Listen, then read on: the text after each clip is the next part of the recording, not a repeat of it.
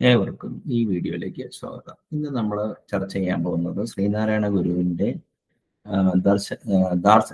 ദാർശനിക കാവ്യമായ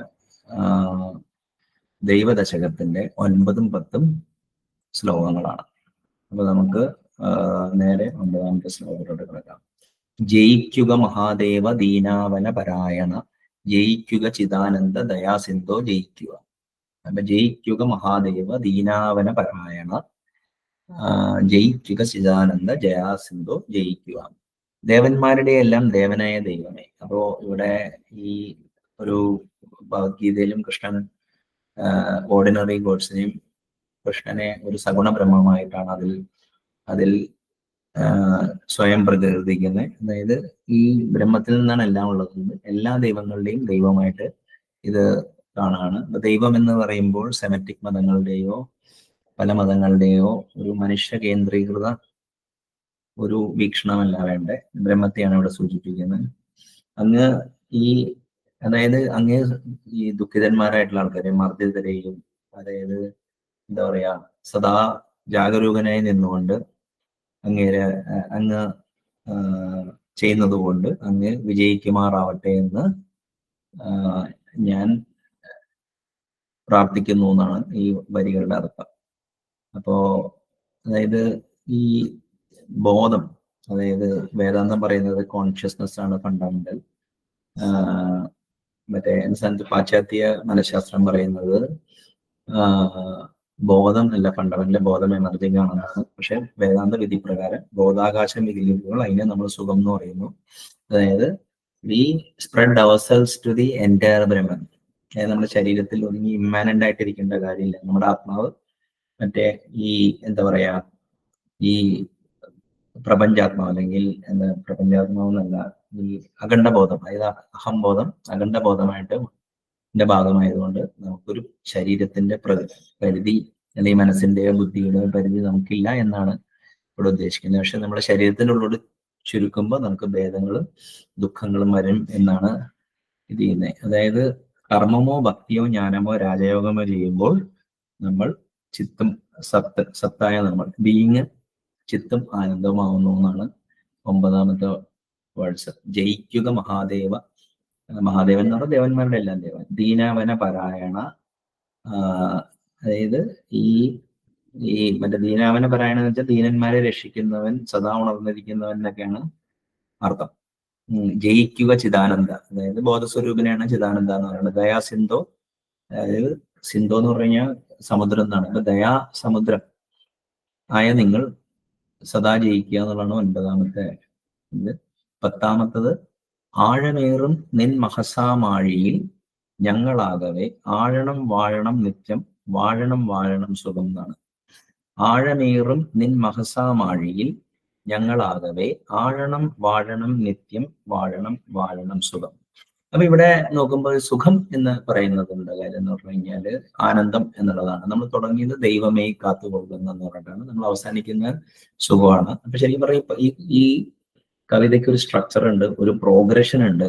നിങ്ങൾ എങ്ങനെ ഇവിടെ ഒരു ജീവിതമാർഗമായിട്ട് വരെ കാണാം.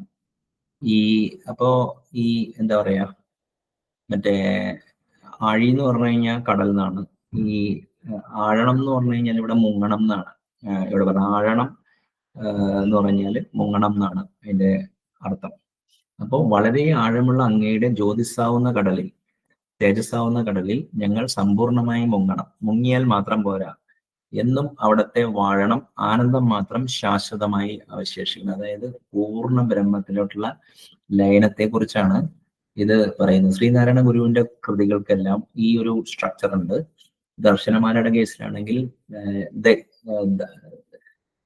മറ്റേ എന്താ പറയാ, ഈ 10 ദശകങ്ങളാണ്. അതില് 10ൽ നിന്ന് 9ലേക്ക് എത്തുക. അപ്പൊ എല്ലായിടത്തും തീം സെയിം തന്നെയാണ്. എങ്ങനെ ബ്രഹ്മപദം പുൽകാം എന്നുള്ളതാണ് ഇവിടെ എന്താ പറയാ അദ്ദേഹം ഇവിടെ മുന്നോട്ട് വയ്ക്കുന്നത്. അപ്പൊ ഞാൻ ഒന്നുകൂടി വായിക്കാം. 10ാമത്തത് ആഴമേറും നിൻ മഹസാമാഴി ഞങ്ങളാവരെ ആഴണം വാഴണം നിത്യം, വാഴണം, അതായത് എന്നേക്കുമായി, അതായത് സംസാര സാഗരത്തിൽ നിന്ന് നമ്മൾ രക്ഷപ്പെട്ട് ബ്രഹ്മത്തിൽ വിലയം പ്രാപിക്കണം എന്നാണ് 10ാമത്തെ ഈ ശ്ലോകം പറയുന്നത്. അപ്പൊ ഞാനിത് ഇതിവിടെ പര്യവസാനിക്കുന്നതിന് മുമ്പ് എല്ലാ വേഴ്സസും ഞാൻ ഇവിടെ വായിക്കാൻ ശ്രമിക്കാം. ദൈവമേ കാത്തുകൊള്ളുകങ്ങ് കൈവിടാതിങ്ങു ഞങ്ങളെ, നാവികൻ നീ ഭവാബ്ദിക്കൊരാവിവൻ തോണി നിൻപദം, ഒന്നൊന്നായി എണ്ണി എണ്ണി തൊട്ടെണ്ണും പൊരുളൊടുങ്ങിയാൽ നിന്നിടും ദൃക്ക് പോലുള്ള നിന്നിൽ അസ്പന്ദമാകണം. അന്നവസ്ത്രാദി മുട്ടാതെ തന്നു രക്ഷിച്ചു ഞങ്ങളെ, ധന്യരാക്കുന്ന നീയൊന്നു തന്നെ ഞങ്ങൾക്ക് തമ്പുരാൻ. ആഴിയും തിരയും കാറ്റും ആഴവും പോലെ ഞങ്ങളും, മായയും നിൻ മഹിമയും നീയുമെന്നുള്ളിൽ ആവണം. നീയല്ലോ സൃഷ്ടിയും സൃഷ്ടാവായതും സൃഷ്ടിജാലവും, നീയല്ലോ ദൈവമേ സൃഷ്ടിക്കുള്ള സാമഗ്രിയായത്. നീയല്ലോ മായയും മായാവിയും മായാവിനോദനും, നീയല്ലോ മായയെ നീക്കി സായുജ്യം നൽകും മാര്യനും. നീ സത്യം ജ്ഞാനമാനന്ദം, നീ തന്നെ വർത്തമാനവും ഭൂതവും ഭാവിയും വേറെല്ലോതും മൊഴിയോ മോർക്കിൽ നീ. അകവും പുറവും തിങ്ങും മഹിമാവാർന്ന നിൻപദം, പുകഴ്ത്തുന്നു ഞങ്ങളങ്ങു ഭഗവാനെ ജയിക്കുക. ജയിക്കുക മഹാദേവ ദീനാവന പരായണ, ജയിക്കുക ചിദാനന്ദ ദയാസിന്ധോ ജയിക്കുക. ആഴമേറും നിൻ മഹസാമാഴിയിൽ ഞങ്ങളാകെ, ആഴണം വാഴണം നിത്യം വാഴണം വാഴണം സുഖം. ദൈവം എന്ന് വെച്ചാല് ലൈറ്റ്, അല്ലെങ്കിൽ ബ്രഹ്മം, അല്ലെങ്കിൽ ഹയസ്റ്റ് പവർ, അല്ലെങ്കിൽ ട്രാൻസെൻഡന്റൽ ബീയിങ്. അവിടെ നിന്ന് തുടങ്ങി സുഖം, അതായത് ബ്ലിസ്, അതിലോട്ടുള്ള വിലയം പ്രാപിക്കാനുള്ള എൻറ്റയർ ആ പ്രക്രിയയെ കുറിച്ചാണ് ഗുരു ഈ ദൈവദശകത്തിലൂടെ നമുക്ക് മുന്നോട്ട് അവതരിപ്പിക്കുന്നത്. അപ്പൊ ഈ കൃതിയുടെ സിഗ്നിഫിക്കൻസ് നമ്മൾ അങ്ങനെ മാത്രമല്ല, പൊതുവെ വേദാന്തത്തിന്റെ നോളജ് ഇത്തിരി ഡിഫിക്കൽട്ടാണ് നമുക്ക് കിട്ടാനെന്നാണ് വെപ്പ്. പക്ഷേ ഈ എന്താ പറയാ, ഗുരു ലളിത മലയാളത്തിൽ 10 ശ്ലോകത്തിൽ, അതായത് 40 ലൈനേ ഉള്ളൂ, അതിൽ വേദാന്തത്തിന്റെ മുഴുവൻ തത്വവും കംപ്രസ് ചെയ്തിട്ടുണ്ട്. ആരെങ്കിലും ഒരാൾ ദൈവദശകം സ്വയം പാരായണം ചെയ്യുകയാണെങ്കിൽ അവർക്ക് ശ്രീനാരായണ ഗുരുവിന്റെ മറ്റ് ദാർശനിക കൃതികൾ വായിക്കാനുള്ള ഒരു പ്രവേശിക കൂടിയാവും എന്നുള്ളതാണ് ഇത് ചെയ്യുന്നത്. ഇപ്പൊ ഫ്യൂച്ചർ വീഡിയോയിൽ ഞാൻ ഈ 10 ശ്ലോകങ്ങളെ ഒരു സൂക്ഷ്മ നിരീക്ഷണത്തിലൂടെ, അല്ലെങ്കിൽ ഒരു സൂക്ഷ്മ നിർവചനത്തിലൂടെ വേദാന്തത്തിന്റെ കോർ എസൻസ് പറയാൻ ശ്രമിക്കുന്നതായിരിക്കും. Until that time, I hope this video was useful. നന്ദി, നമസ്കാരം.